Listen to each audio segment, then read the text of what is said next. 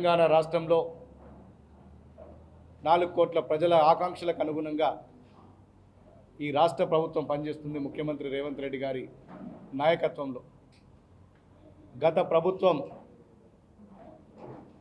ఆనాడు సోనియా గాంధీ గారు 2014వ సంవత్సరంలో తెలంగాణ రాష్ట్రం ఇచ్చినాడు. మిగులు బడ్జెట్తో రాష్ట్రం ఇస్తే 10 సంవత్సరాలు 7-8 లక్షల కోట్ల అప్పులు చేసి ప్రజలను ఏ రోజు కలవకుండా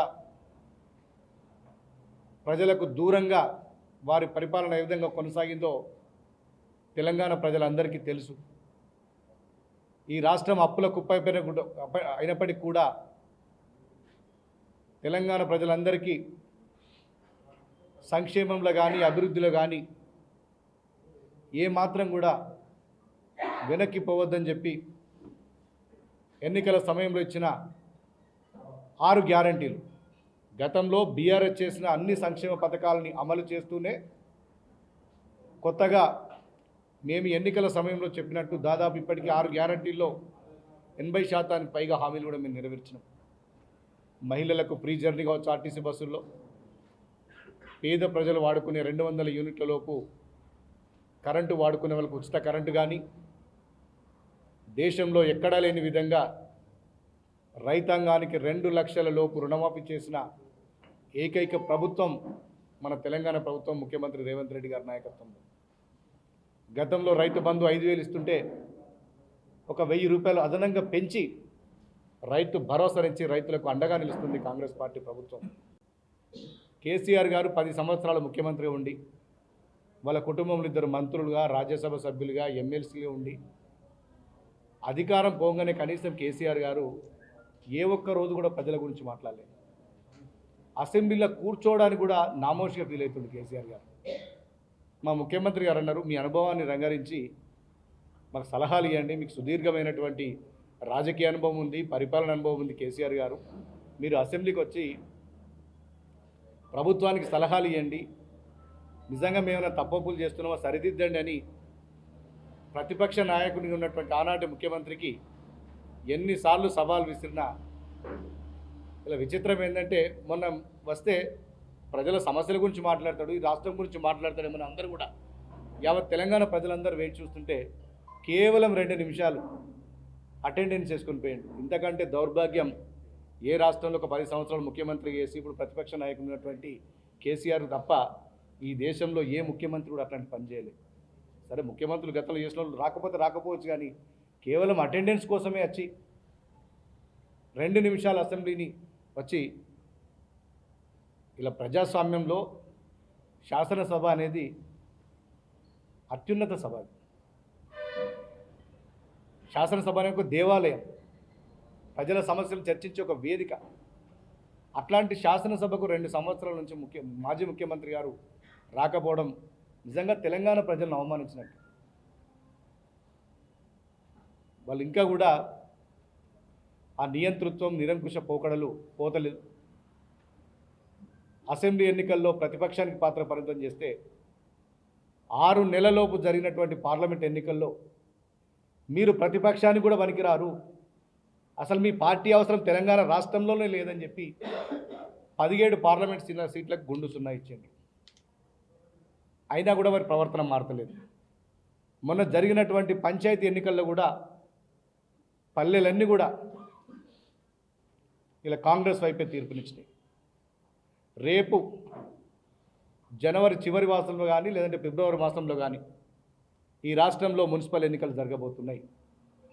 ఇలా పల్లెల తీర్పు ఏ విధంగా అయితే ఉందో పట్టణ తీర్పు అంతకంటే మించి కూడా ఇలా అన్ని మున్సిపాలిటీలను తెలంగాణ రాష్ట్రంలో దాదాపు మెజారిటీ మున్సిపల్ స్థానాలని కాంగ్రెస్ పార్టీ కైవసం చేసుకోబోతుంది. కేసీఆర్ గారు కొండగట్టు దేవాలయం ఉత్తర తెలంగాణలోనే ప్రసిద్ధమైనటువంటి పుణ్యక్షేత్రం. 2 సార్లు అక్కడ ముఖ్యమంత్రి హోదాలు వచ్చిండు. మా ప్రజలు అవహేళన చేస్తారు. నాయకుడు వచ్చిండు కానీ నయా పైస రాలేదు. ఇలా వాళ్ళు కొంతమంది టీఆర్ఎస్ నాయకులు మొన్న ఆ కొండగట్టు మరి తాకపోయినరా నాకు తెలియదు, కానీ మేము 100 కోట్లు ఇచ్చినామని 500 కోట్లు ఇచ్చినామని అబద్ధాలు చెప్తారు. దేవుని దగ్గర కూడా అబద్ధాలు చెప్తారు. కొండగట్టుకు బీఆర్ఎస్ హయాంలో ఒక్క రూపాయి కూడా మీరు ఇచ్చినట్టుంటే, ఒక్క రూపాయి, నేను ఛాలెంజ్ చేస్తున్నా ఈ కరీంనగర్ గడ్డ మీద మీడియా సాక్షిగా, బీఆర్ఎస్ హయాంలో ప్రభుత్వం నుంచి ఒక్క రూపాయి నిధులు కొండగట్టుకొచ్చినా నేను రాజకీయాల నుంచి తప్పుకుంటా. నా సవాల్ని ఎవరు స్వీకరిస్తారో స్వీకరించండి. నేను ఓపెన్గా ఛాలెంజ్ చేస్తున్నాను. కొండగట్టు దేవాలయానికి ఒక్క రూపాయి నిధులు ఇచ్చినా నేను రాజకీయాల నుంచి తప్పుకుంటాను. నేను గతంలో పవన్ కళ్యాణ్ గారు ఆంధ్రప్రదేశ్ రాష్ట్రానికి ఉప ముఖ్యమంత్రి ఉన్నటువంటి పవన్ కళ్యాణ్ గారిని గత సంవత్సరం వచ్చిన నేను పర్సనల్గా రిక్వెస్ట్ చేసి ఫాలోఅప్ చేస్తే, కొండగట్టు మీకు ఆరాధ్య దైవం, మీరు అనేక సార్లు వచ్చిండ్రు, ఈ దేవాలయానికి మీరు ఎంతో కొంత చేయండి అని చెప్పగానే ఇక్కడ ఖచ్చితంగా 100 గదుల 100 రూములు కట్టిస్తాం, బాల విరమణం మండపం కట్టిస్తామని చెప్పిండ్రు. సరే, కొంత ఆలస్యమైనప్పటికీ కూడా నేను సంవత్సరంన్నర నుంచి ఫాలోఅప్ చేస్తున్నా. పవన్ కళ్యాణ్ గారికి అనేక సార్లు లెటర్ రాసిన, చంద్రబాబు నాయుడు గారికి లెటర్ రాసినాం, లోకేష్ గారికి లెటర్ రాసినాం. వాళ్ళు స్పందించి దాదాపు 36 కోట్ల రూపాయలు కొండగట్టు ఆలయానికి కేటాయించిండ్రు.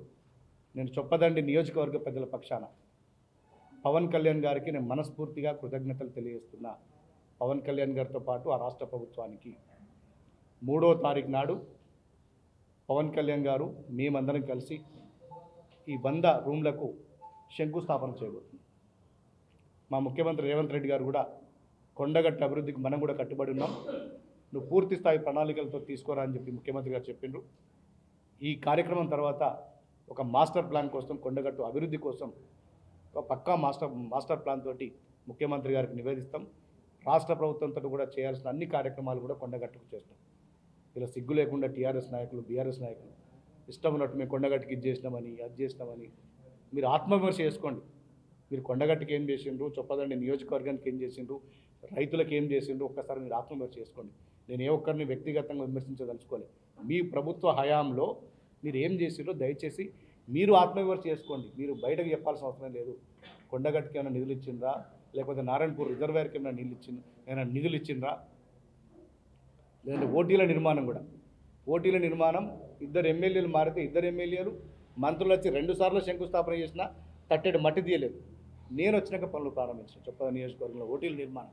ఆ 4 ఓటీలు కనుక పూర్తయి నారాయణపూర్ ప్రాజెక్టు పూర్తయితే చొప్పదండి నియోజకవర్గం తూర్పుగోదావరి, పశ్చిమ గోదావరి, కోనసీమ ఏ విధంగా అయితే తలపిస్తుందో ఇలా చొప్పదండి నియోజకవర్గం ఆ విధంగా తలపిస్తుంది. ఆ లక్ష్యంగా మేము చొప్పదండి నియోజకవర్గాన్ని తీసుకుపోవడానికి కృషి చేస్తున్నాం. 200 కోట్లతోటి ఇంటిగ్రేటెడ్ రెసిడెన్షియల్ స్కూల్ కూడా శంకుస్థాపన చేసినాం. ఇంతవరకు ఎక్కడ కూడా ప్రారంభం కాలే, కేవలం ఒక చొప్పదండి నియోజకవర్గంలో స్టార్ట్ అవుతుంది. నియోజకవర్గంలో గతంలో ఒక డిగ్రీ కాలేజ్ లేదు. ఇలా గంగాధర్లో ప్రభుత్వ డిగ్రీ కాలేజ్ శాంక్షన్తో పాటు బడ్జెట్ శాంక్షన్ కూడా తీసుకొచ్చినాం. జనవరి మొదటి వారం లేదంటే 2వ వారంలో డిగ్రీ కాలేజ్ కూడా భూమి పూజ చేయబోతున్నాం కాంగ్రెస్ పార్టీ ప్రభుత్వ హయాంలో. రామడుగులో అడ్వాన్స్డ్ ట్రైనింగ్ సెంటర్ తీసుకొచ్చినాం. మరికొన్ని సంవత్సరాల్లో ఒక 1-2 ఇయర్స్లో కొండగట్టున్నటువంటి జేఎన్టీయూని పూర్తి స్థాయి యూనివర్సిటీగా మార్చబోతున్నాం చొప్పదండి నియోజకవర్గంలో. రానున్న రోజుల్లో చొప్పదండి నియోజకవర్గం ఎడ్యుకేషన్కు హబ్గా, ఇరిగేషన్కు హబ్గా మారబోతుంది. రాష్ట్రం అంతటా కూడా చొప్పదండి మోడల్ అభివృద్ధిగా అని చర్చించుకునే రానున్న 3 సంవత్సరాల్లో మేము దాన్ని తీర్చబోతున్నాం. Thank you one and all. Master plan తీసుకురామని చెప్పారు ముఖ్యమంత్రి, అదే చెప్తున్నా. నేను గత సంవత్సరం కూడా ఒక లెటర్ ఇచ్చినాం. ఈ పవన్ కళ్యాణ్ గారు ఇప్పుడు 35 కోట్లు ఇచ్చారు కదా, దీని తర్వాత ఒక మాస్టర్ ప్లాన్ తోటి అన్ని దాంతో రామని ఆల్రెడీ సీఎం గారు ఓఎస్డీ కూడా చెప్పిండ్రు. వాళ్ళు వచ్చి వెరిఫై చేస్తారు. ఇక్కడ ఏమేమి జరుగుతుందో, ఏమేమి చేయాల్సి ఉంటుందో అభివృద్ధి, దాన్ని అందరినీ కూడా చేయడానికి సిద్ధంగా ఉన్నాం. అదే మాస్టర్ ప్లాన్లో ఆ రోడ్ల అభివృద్ధి కూడా జరుగుతుంది. ఒకసారి వన్స్ డబల్ రోడ్ కానీ అట్లా చేస్తే ఈ ప్రమాదాల నివారణకు పూర్తి అవకాశం ఉంది. రానున్న 3 సంవత్సరాల్లో కొండగట్టును పూర్తి స్థాయిలో అభివృద్ధి చేస్తాం. కొండగట్టు లిఫ్ట్ ఇరిగేషన్ సంబంధించి వరద కాలువ నుంచి కొండగట్టు టెంపుల్కు నీళ్ళు తీసుకురావడానికి ఒక ప్రణాళిక ఉంది. దానికి సంబంధించి రీడిజైన్ ఆర్థిక శాఖ మంత్రి గారి దగ్గర పెండింగ్లో ఉంది. వారం 10 రోజుల్లో ఆ రీడిజైన్ సంబంధించి ప్రక్రియ పూర్తి చేసి కొండగట్టు లిఫ్ట్ ఇరిగేషన్ పూర్తి చేస్తే కొండగట్టుకు శాశ్వత నీటి సదుపాయం ఉంటుంది. దాంతోపాటు చుట్టుపక్కల ఉన్నటువంటి 3-4 గ్రామాలకు కూడా సాగునీటి సౌకర్యం. పార్టీ సుప్రీం దేనికైనా, పార్టీ అందరం కలిసి ఇక్కడ పార్టీకి బలమైన పునాదులు ఉన్నాయి, బలమైన కార్యకర్తలు ఉన్నారు. ఈ ఉమ్మడి జిల్లాకు సంబంధించినటువంటి 3 మంత్రులు ఉన్నారు.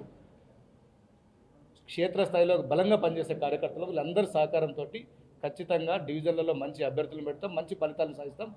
రేపు ఎగరబోయేది కరీంనగర్ కార్పొరేషన్లో కాంగ్రెస్ జెండానే ఎగురుతాం. పార్టీ నిర్ణయిస్తుంది, ప్రదేశ్ కాంగ్రెస్ కమిటీ నిర్ణయిస్తుంది.